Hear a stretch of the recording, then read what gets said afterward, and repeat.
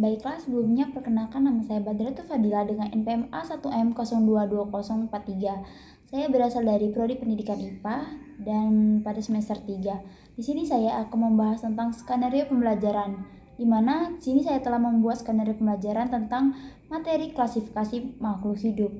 Yang pertama yaitu adalah mata pelajaran IPA pada kelas 7 semester 1. Materi yang saya ambil itu klasifikasi makhluk hidup. Submaterinya yaitu klasifikasi. Alokasi waktu yang saya perlukan atau alokasi waktu dalam pembelajaran ini dengan 2 kali 45 menit dalam satu pertemuan. Selanjutnya itu langsung aja ke langkah pembelajaran. Pembelajaran itu terbagi menjadi 3. Yang pertama yaitu pendahuluan, kegiatan inti, dan penutup. Dalam langkah kerja dalam pendahuluan itu dengan kegiatan, guru mengajukan pertanyaan pemantik seperti mengapa tumbuhan perlu diklasifikasikan. Di situ guru menggunakan presentasi singkat dengan gambar-gambar berbagai jenis tumbuhan untuk menarik perhatian siswa. Dengan menggunakan TPACK dengan pengguna teknologi presentasi berupa PPT untuk menyampaikan informasi awal dan merangsang pemikiran siswa. Selanjutnya itu adalah pada kegiatan inti. Kegiatan inti adalah terbagi menjadi 2 tahap. Yang pertama tahap 1 dan tahap 2. Di mana tahap 1 ini dengan merupakan eksplorasi, di mana siswa dibagi menjadi kelompok dan diberikan tugas untuk mengamati berbagai jenis tumbuhan di sekitaran sekolah atau lingkungan rumah. Mereka diminta mendokumentasikan hasil pengamatan mereka menggunakan aplikasi pengeditan foto atau video.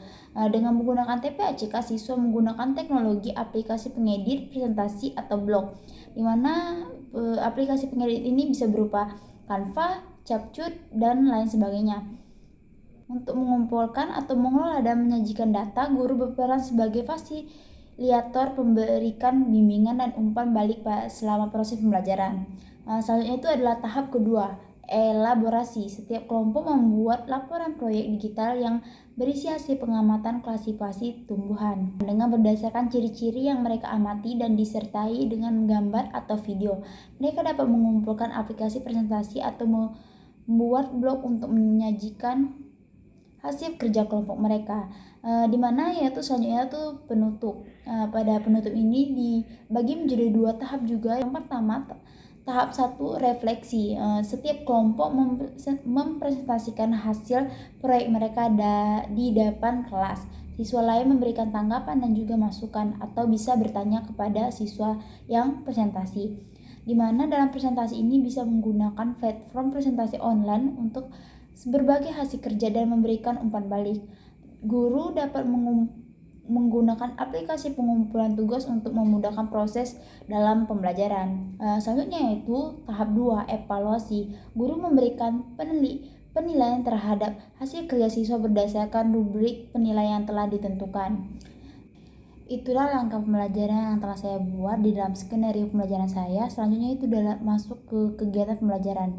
Dalam kegiatan pembelajaran ini juga mempunyai langkah pembelajaran. Yang pertama pendahuluan, kegiatan inti, dan juga penutup. Tetapi dalam kegiatan pembelajaran ini bisa menggunakan sintak mode pembelajaran. Kita langsung masuk ke pendahuluan. Yang pertama yaitu guru bisa mendeskripsikan seperti guru memberikan salam, guru menanyakan kabar kepada siswa dengan memberikan pertanyaan, bagaimana kabarnya kalian hari ini, atau bagaimana kabar kalian pada hari ini. Selanjutnya guru memeriksa kehadiran siswa. Guru memberikan apresiasi dengan menanyakan pada peserta didik apa yang dimaksud dengan klarifikasi, bagaimana cara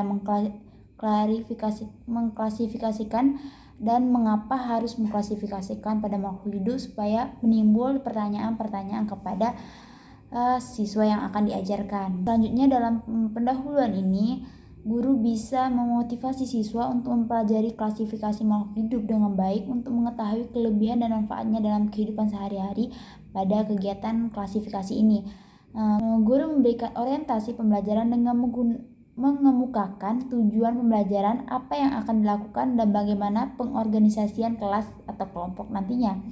Selanjutnya itu masuk ke kegiatan inti, karena dalam kegiatan inti itu merupakan sintak pembelajaran itu dengan simulation atau simulasi pembelajaran rangsangan, di mana guru bisa mengamati gambar kelompok, guru bisa mengajak untuk mengamati gambar kelompok makhluk hidup tertentu, kemudian mendiskusikannya yang dimaksud dengan keanekaragaman hayati tersebut. Selanjutnya dengan model sintak model problem statement, di mana pernyataan atau identifikasi masalah. Peserta didik merumuskan masalah tentang pertama itu bagaimana prinsip klasifikasi makhluk hidup, bagaimana dasar klasifikasi makhluk hidup, bagaimana sistem klasifikasi makhluk hidup. Bisa menggunakan sintak modul data collection atau yang dimaksud dengan pengumpulan data. Di pengumpulan data dideskripsikan dengan membentuk kelompok maksimal dengan 4 orang atau berjumlah 5 orang. Peserta didik dapat berdiskusi terkait dengan mengklasifikasikan makhluk hidup dan benda berdasarkan karakteristik yang diamatinya nantinya. Selanjutnya peserta didik ditugasi untuk mengeksplor lokasi atau mengeksplor lingkungan sekolah untuk mencari berbagai tumbuhan yang ada di sekolah, dan juga bisa mengidentifikasi jenis tumbuhan dan mengelompokkannya berdasarkan ciri-ciri morfologinya. Di data collection ini juga bisa membuat tabel data tentang klasifikasi jenis tumbuhan. Peserta didik melihat cara mengklasifikasinya dari video yang diberikan oleh guru di presentasi pendahulu yang awal tadi. Selanjutnya itu masuk sintak modul data processing atau pengelolaan data, di mana bisa dideskripsikan dengan diskusi kelompok melengkapi data prinsip klasifikasi dengan mengklasifikasikan atau mengelompokkan jenis tumbuhan dalam kelompok tertentu atau menggunakan teknik diskusi roundtable. Selanjutnya dengan sintak modul verification atau pembuktian, bisa dideskripsikan mempresentasikan tabel diskusi soal berkaitan dengan dasar dan prinsip klasifikasi serta data tabel pengelompokan jenis tumbuhan yang ditemukan.